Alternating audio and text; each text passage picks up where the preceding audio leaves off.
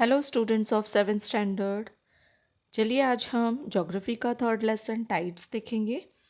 अभी तक यदि आपने मेरा यह चैनल सब्सक्राइब नहीं किया है तो प्लीज़ सब्सक्राइब कीजिए, लाइक कीजिए, कमेंट हो तो कमेंट कीजिए और ज़्यादा से ज़्यादा इन वीडियोस को शेयर कीजिए ताकि बहुत सारे बच्चों का फ़ायदा हो सके। चलिए हम यह लेसन स्टार्ट करते हैं। This lesson is tides. Tides मतलब जिसे हम हिंदी में ज्वार भाटा कहते हैं और मराठी में भरती और ओहटी कहते हैं। तो चलिए हम स्टार्ट करते हैं। देखिए यहाँ दो पिक्चर्स दिए हैं, है ना। हमें 3.1 ए और फिगर 3.1 बी।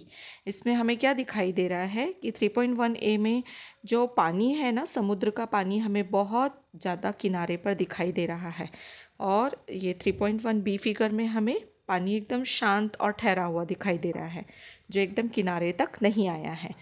तो हम जनरल लैंग्वेज में मैं आपको थोड़ा सा समझा देती हूँ। इसे हम टाइड्स कहते हैं और हिंदी में जिसे ज्वार भाटा कहते हैं। तो ऐसे समय में जब टाइड्स होती हैं तो उस समय में पानी बहुत ज़ोरों से उछाल मारता है, लहरें तेज़ आती हैं और समुद्र तट के बाहर तक निकलती हैं, है ना, समुद्र तट तक आ जाती हैं। और जब समुद्र शांत होता है तो हमें 3.1 बी फिगर में दिखाई दे रहा है, इस तरह का पिक्चर हमें दिखाई देता है। चलिए हम ये लेसन देखते हैं। देखिए यहाँ पर हमें कुछ क्वेश्चंस भी पूछे गए हैं। Do the above photograph show the some place और डिफरेंट प्लेसेस। मतलब यह जो जगह है एक ही जगह की फ़ोटोग्राफ्स हैं या अलग अलग जगह की हैं। Observe and note the spread of water seen in both the photographs. पानी जो फैला हुआ दिखाई दे रहा है वो दोनों पिक्चर्स में एक जैसा है क्या, एक जैसा दिखाई दे रहा है क्या हमें। And third, what is this natural event called. और अगर कोई नेचुरल इवेंट हुआ है तो उसे हम क्या कहते हैं। चलिए हम सभी क्वेश्चंस के जो आंसर्स है जोग्राफिकल एक्सप्लेनेशन में देखते हैं। Both the photograph show the same place. और ये दोनों फोटोग्राफ जो अभी मैंने अच्छी तरह से आपको समझाए हैं वो एक ही जगह के हैं। If you stay near the coast for some time you will realize that the sea water is sometimes very close to the coast while at other times it is far away from the coast, जो figure 3.1b में दिखाया गया है। अगर हम कुछ समय अपना समुद्र किनारे पर, कोस्ट यानी समुद्र किनारा, वहाँ पर अगर हम बिताएंगे तो हमें क्या समझ में आएगा कि कभी तो हमें समुद्र का पानी एकदम जो किनारे पर आता हुआ दिखाई देता है, समुद्र किनारे को छू जाता है, जो कि फिगर 3.1 ए में हमने देखा। और कभी कभी यह जो पानी है समुद्र किनारे से दूर चला जाता है, जो हमने 3.1 बी फिगर में देखा। We call this moments of the sea water tides. तो जो हम इस तरह का वातावरण, ये इस तरह का इवेंट अगर हम देखते हैं तो उन्हें हम टाइड्स कहते हैं, जिसे हम हिंदी में ज्वार भाटा और मराठी में भरती और ओहटी कहते हैं। Barring in a few exceptions, all the coasts on the earth experience tides. High and low tides are natural phenomena. देखिए अगर हम कुछ एक्सेप्शंस छोड़ें तो सभी जो समुद्र के तट हैं उन पर इस तरह का अनुभव उन्हें दिखाई देता है, अनुभव मिलता है। मतलब ये टाइड्स आती ही हैं। High and low tides, high tide और लो टाइड आती हैं, इन्हें यह एक नेचुरल फेनोमेना, यह तो प्राकृतिक है, नेचुरल है। Let us try to understand the scientific reason behind this natural events. और ये नेचुरल इवेंट्स क्यों होते हैं उसके हम कुछ साइंटिफिक रीज़न देखेंगे। Tides are movements of sea water occurring daily and regularly. अब टाइड्स जो है वो समुद्र की लहरों का, समुद्र का जो पानी है उसकी जो लहरें हैं उनका मूवमेंट है, उनकी हलचल है, रोज और हमेशा होती है। The level of sea water changes after a specific period of time. जो सी वाटर लेवल है वह एक स्पेसिफिक टाइम में, एक स्पेसिफिक पीरियड में चेंज होता है। After every 12 hours and 25 minutes a cycle of high tide and low tide gets completed. अब ये हाई टाइड और लो टाइड जो होता है वो एक साइकिल है। वो कब कंप्लीट होता है? हर 12 घंटे और 25 मिनट में, मतलब 12 आवर्स एंड 25 मिनट्स में यह एक साइकिल जो है हाई टाइड और लो टाइड का कंप्लीट होता है। This regularly occurring event appears to be quite simple and natural. और ये रेगुलरली होने वाला एक इवेंट है जो बहुत सिंपल और नेचुरल है। However it is directly related to the sun, the moon and the earth and the gravitational and centrifugal forces that interact between them. और यह जो इवेंट होता है वो क्यों होता है, वह सन, मून और अर्थ के प्रभाव से होता है। उसमें ग्रेविटेशनल और सेंट्रीफ्यूगल फोर्स दोनों ही काम करती हैं और ये एक दूसरे से इंटरेक्ट करती हैं, जिसकी वजह से यह टाइड्स आते हैं। ग्रेविटेशनल फोर्स मतलब गुरुत्वाकर्षण शक्ति होती है और सेंट्रीफ्यूगल जो फोर्स होती है वो खुद की अपनी एक पृथ्वी की, अर्थ की जो है वह एक प्रेरणा वाली फोर्स होती है। नाउ अब हम देखेंगे यहाँ पे हमें एक एग्जाम्पल या एक्टिविटी दी है कि कीप अ स्मॉल स्टोन और a chalk piece on your notebook and move the notebook from left to right with some force. देखिए इस गर्ल ने एक बुक पकड़ी है, उस पर एक चॉक है और वह लेफ्ट राइट उसको उस तरह से घुमाकर देख रही है। तो हमें क्या पता पड़ेगा। फिर सेकेंड एक्टिविटी में take water in small container which has a handle. एक हैंडल वाला हमें बर्तन लेना है और उसे see what happens if the container is whirled around with force. और उसको हिलाकर देखना है कि अगर हम हिलाते हैं तो किस तरह से, किस फोर्स की तरफ ज़्यादा आकर्षित होता है। और उसमें भी, उस कंटेनर में भी हमें पानी लेना है और हैंडल से उसको हिलाना है। और उस हैंडल से जब हम उस बर्तन को हिलाएंगे तो हम देखेंगे पानी किस ओर ज़्यादा घूमता है। Fill the mixer jar with water and switch on the mixer. Observe. Do this under the supervision of parents. अभी इतनी जो भी एक्टिविटीज़ आप करेंगे वो सब अपने बड़ों के अंडर में करना है। अब अगर स्कूल में हम एक्टिविटीज़ करते हैं तो हमारे स्कूल टीचर रहते हैं, और अगर घर में आप ये एक्टिविटी करना चाहोगे या देखना चाहोगे तो अपने पेरेंट्स के सुपरविजन के अंदर ही करना। देखिए अगर एक मिक्सर जार है, उसमें अगर हम पानी डालकर उस मिक्सर को भी चलाते हैं ना, तो क्या होता है, मिक्सर जार में पानी का जो बहाव है वो किस तरफ ज़्यादा उठेगा वो हमें दिखाई देगा। Observe a fan and slingshot while they are moving. इसी तरह जब फ़ैन घूमता है ना तभी भी हमें फोर्स पता पड़ती है, और स्लिंग शॉट यानी गुलेल की जो फोर्स है उससे भी हम पता कर सकते हैं। मतलब फोर्सेस किस तरह से काम करती हैं उनके वो सब एक्टिविटीज़ के द्वारा हम देख सकते हैं। अब चलिए आगे। Take half a glass of water, slowly move the glass in one direction in circular fashion. Observe what happens to the water. देखिए बॉय है, उसने क्या लिया है, एक ग्लास में पानी लिया है और उसे घुमा रहा है, सर्कुलर मोशन में घुमा कर देख रहा है ना। तो यस, जैसी फोर्सेस काम करती हैं उसी तरह की फोर्सेस हमारे इस अर्थ पे भी काम करती हैं। अब देखिए observe what happens if you whirl a key ring around the finger. एक की रिंग लिया है और उसे भी हम एक फिंगर में जब घुमाते हैं तो किस तरह की फोर्स काम करती है वह हमें दिखाई देता है। On the basis of the question given below, discuss the results of the activities listed above. अगर हमने ये एक्टिविटीज़ कर ली हैं तो हम देखेंगे हमें क्या क्या दिखाई देता है। In which direction did the piece of chalk fall? Piece जो चॉक है वो कहाँ गिरता है, किस डायरेक्शन में गिरता है, पहली activity. Where did the water in the glass show a bulge. और अगर हमने ग्लास में पानी लेकर उसे घुमाया है तो वो कहाँ जा रहा है। What effect did the moment have on the things attach to the key ring का जो इफेक्ट है मूवमेंट का वो कैसा हो रहा है। What happen to the water in the container and the mixer. और जो पानी हमने मिक्सर और कंटेनर में लिया था उसके साथ क्या हुआ, उस पर किस तरह की फोर्स ने काम किया। Which forces could be operating in activities listed above. इस तरह हमें पता पड़ेगा कि कौन कौन सी ऐसी फोर्सेस हैं जिन्होंने काम किया है। तो अब हम उसे एक्सप्लेन करते हुए आगे और देखेंगे जो हमें जोग्राफिकल एक्सप्लेनेशन में मिलेगा। In which activities did you find that centrifugal और ग्रेविटेशनल फोर्स ग्रेटर। यह सब हम अभी जोग्राफिकल एक्सप्लेनेशन में देखेंगे। In all the above activities the effect of the centrifugal force is visible.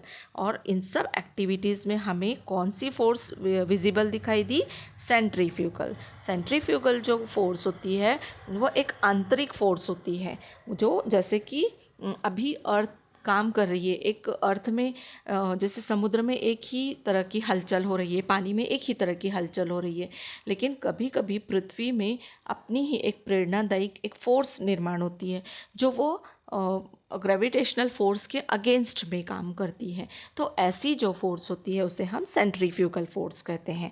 तो उस फोर्स की वजह से जो भी चेंजेस आते हैं उसी की वजह से ये टाइड्स होते हैं। The centrifugal force acts in a direction opposite to gravitational force.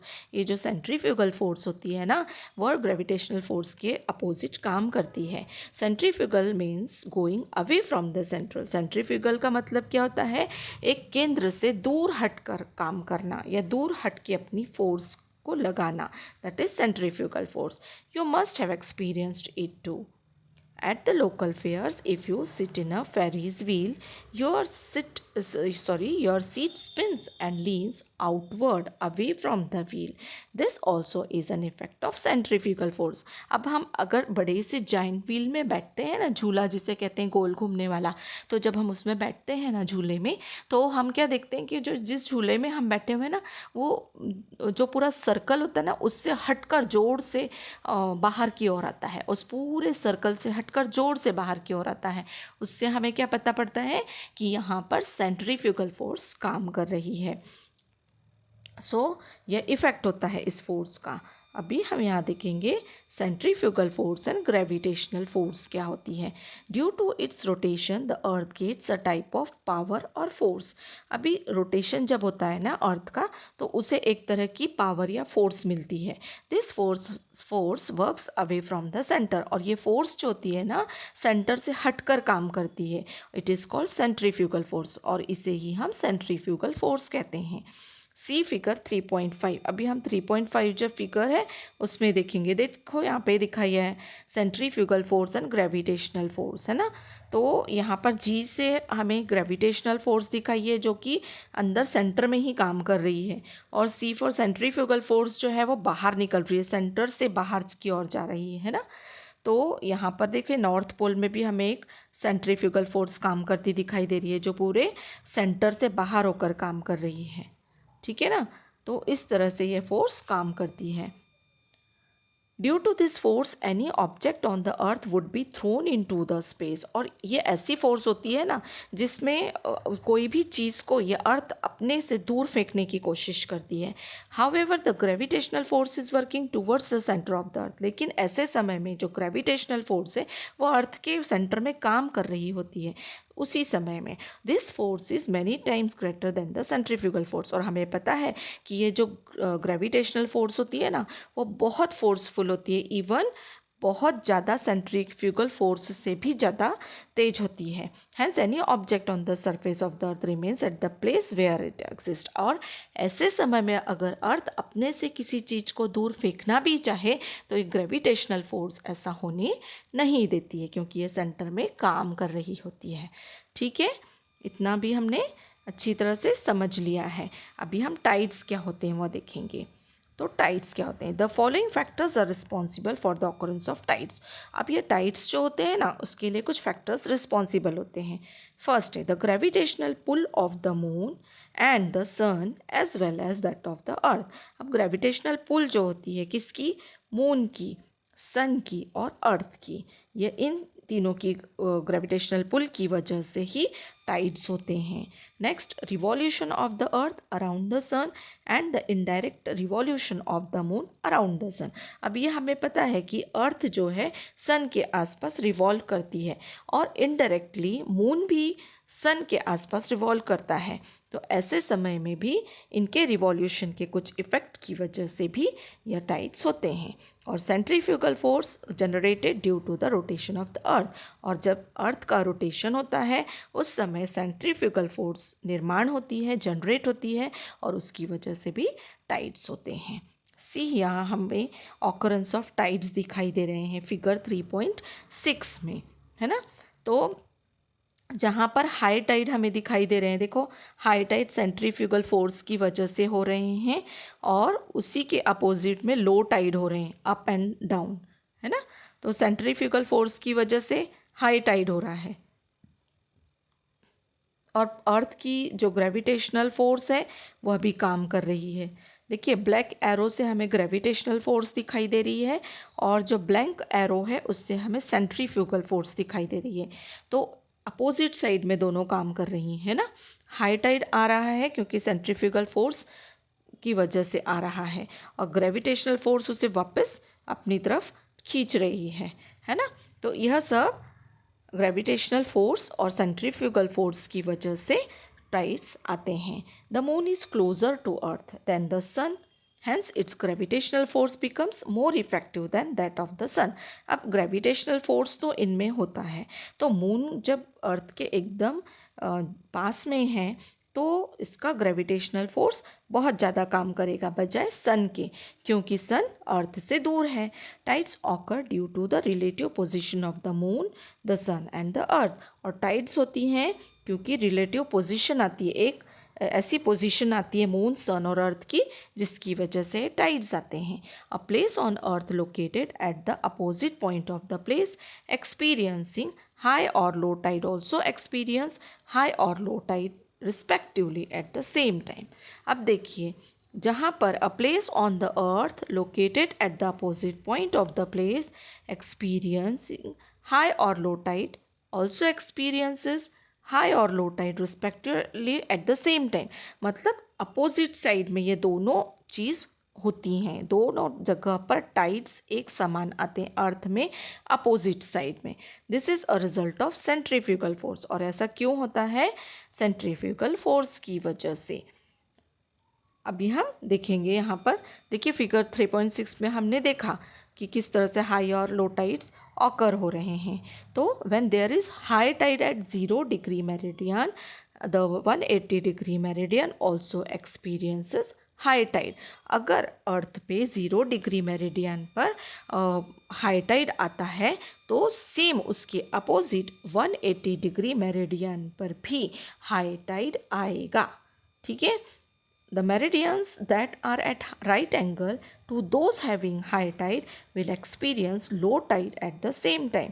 और अगर जिन मेरिडियंस पर, जैसे the meridians that are at right angles to those having high tide, जहाँ पर हाई टाइड आ रहा है वहाँ पर अगर हम राइट एंगल से देखें तो सेम उस जगह पर जहाँ पर राइट एंगल बनता है उस जगह पर लो टाइड भी हमें क्या होगा, जिस जगह पर टाइड्स आएगा, क्या है, the meridians that are at right angles to those having high tide, जहाँ पर हाई टाइड वाला फेज है वहाँ पर उसके सेम जहाँ पर राइट एंगल बन रहा है उस जगह पर भी हमें यह लो टाइड ऑकर होगा। If it is high tide at 0 degree and 180 degree meridian, then at which meridian will low tide occur?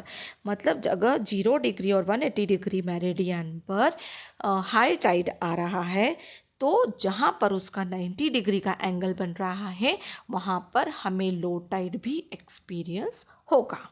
ठीक है। अभी यहाँ पर हमें टाइप्स ऑफ टाइड्स बताया है। As the timing of the tide varies every day, the range of tide also keep on changing.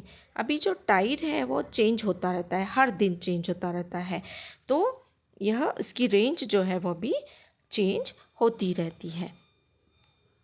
देखिए यहाँ पर, generally the highest high tide occurs on full moon and new moon days, whereas on the days of the first and third quarter the high tide is at its minimum।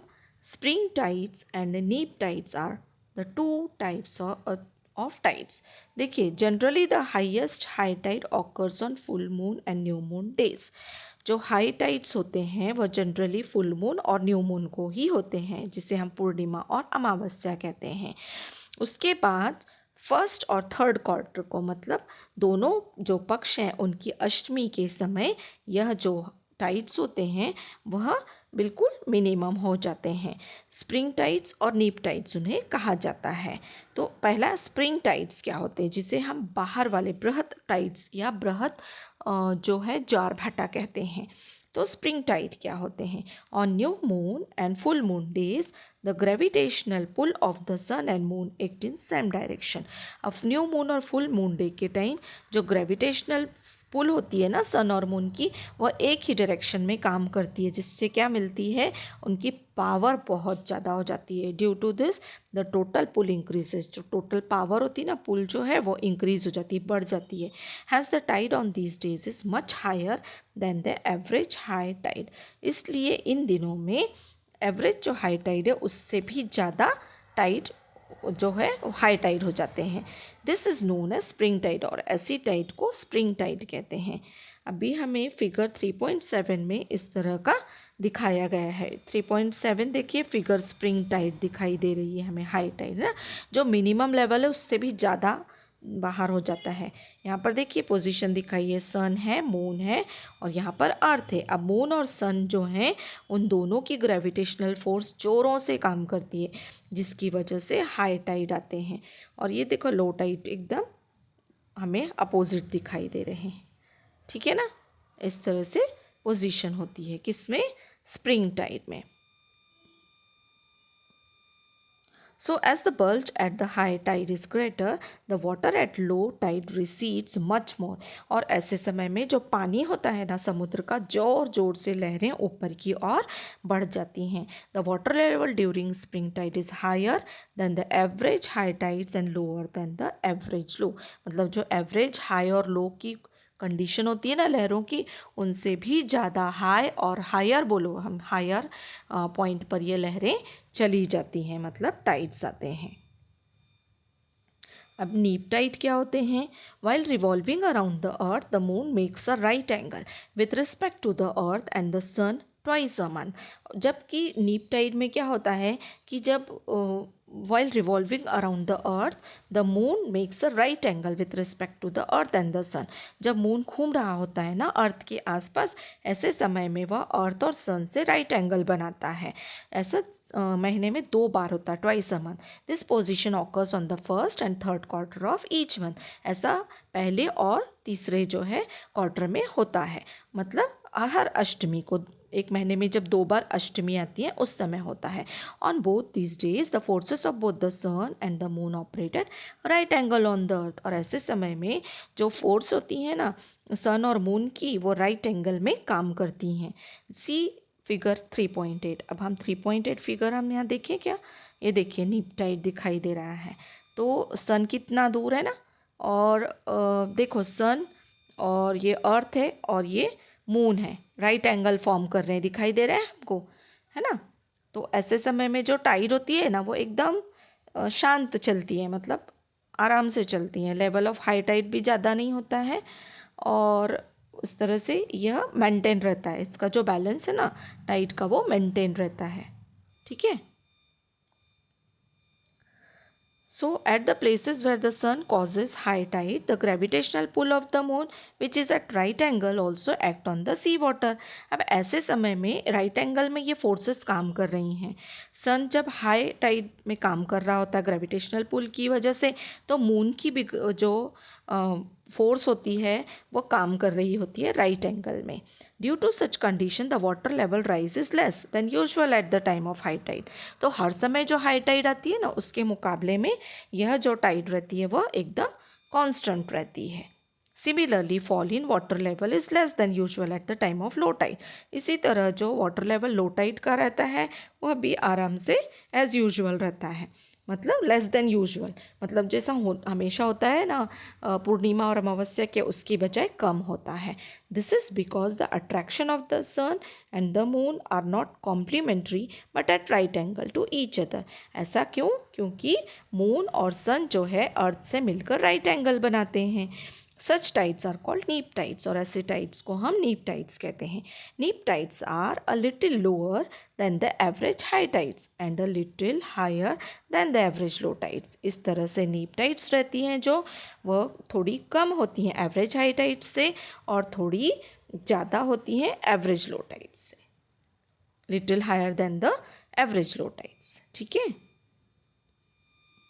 अभी हम ये जो lesson है इसका second part और question answers मैं आपको second part में दूंगी।